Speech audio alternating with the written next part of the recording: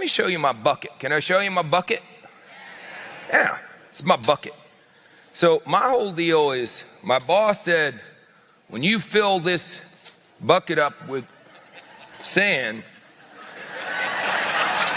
I'm going to give you a $200 bonus, which back now, $200 is a boatload of money. So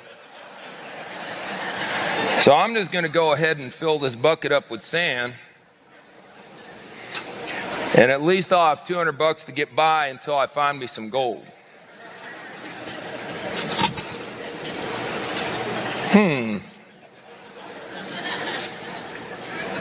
The hell?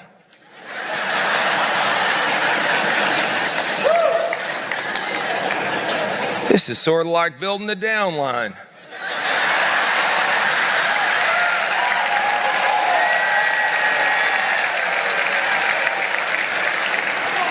Seems like they fall out as fast as I put them in.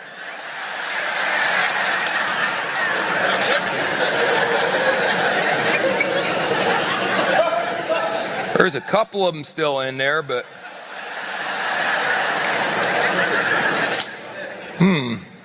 interesting. Check this out. There's a hole in the bottom of my bucket. That sucks. Oh, wait, I think I got an analogy for you.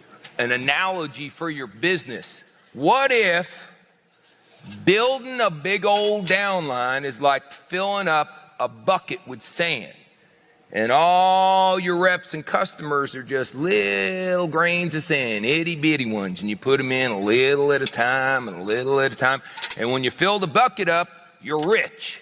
Isn't that a good analogy?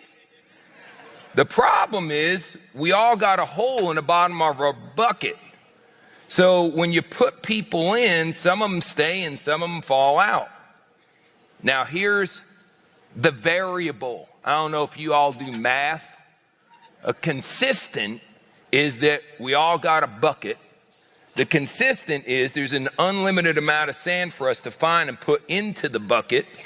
And a constant is we all got a hole in the bottom of the bucket. Here's the variable. The variable is the size of the hole in the bottom of your bucket. Some of you have a really small hole in the bottom of your bucket, so you don't lose that much sand. Some of you got y'all a Grand Canyon size hole in the bottom of your bucket. Because you use your, I heard a joke a while back. They said, what do jerks use for birth control? Their personality.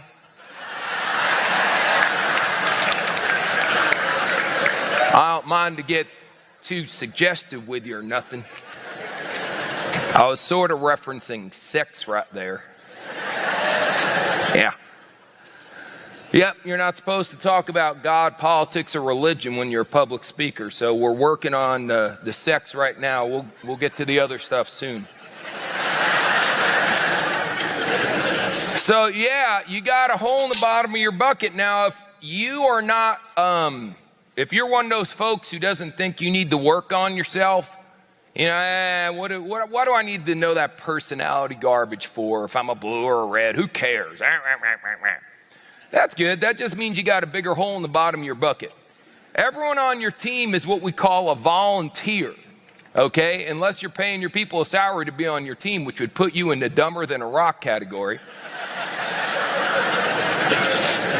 So everyone's a volunteer. That's what's so cool about what y'all do. You can have hundreds of people or thousands of people making you money. You don't have to pay none of them a salary.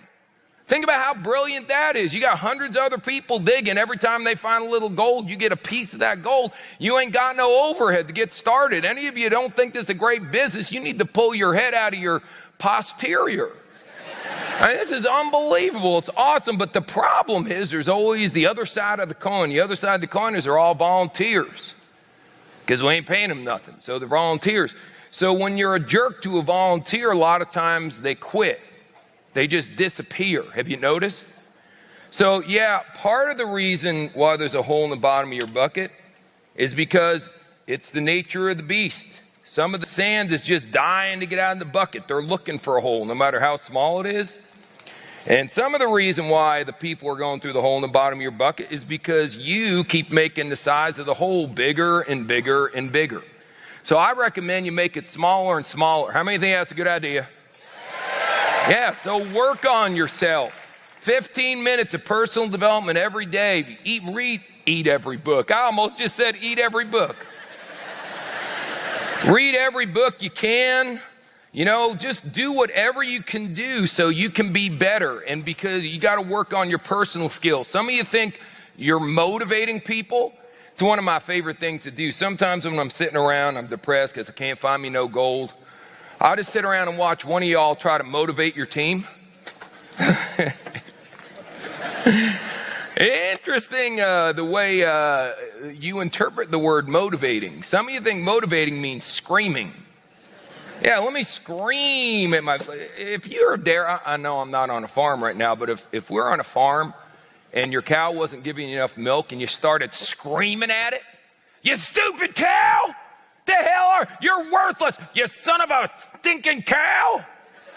Give me more milk, loser! Would the cow give you more milk? No, you got to be nice to the cow. Oh, cute little cow. I like you a lot, cow. Sure wish you'd give me a little more milk, though. That's how you talk to the cow, for heaven's sakes. So it's the same deal. People on your group, you have to find that delicate balance between being firm enough, but not too much. Some of you are over swinging the pendulum when it comes to motivating your people.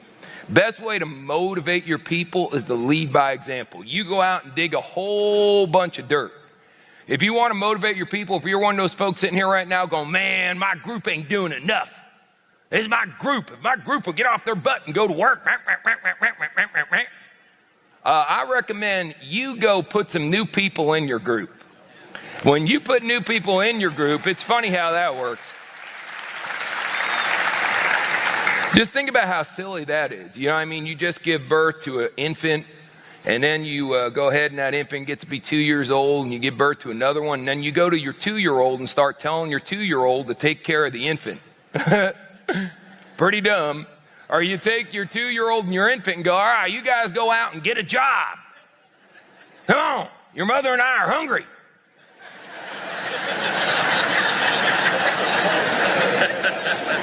You should be the one bringing home the bacon there, bozo.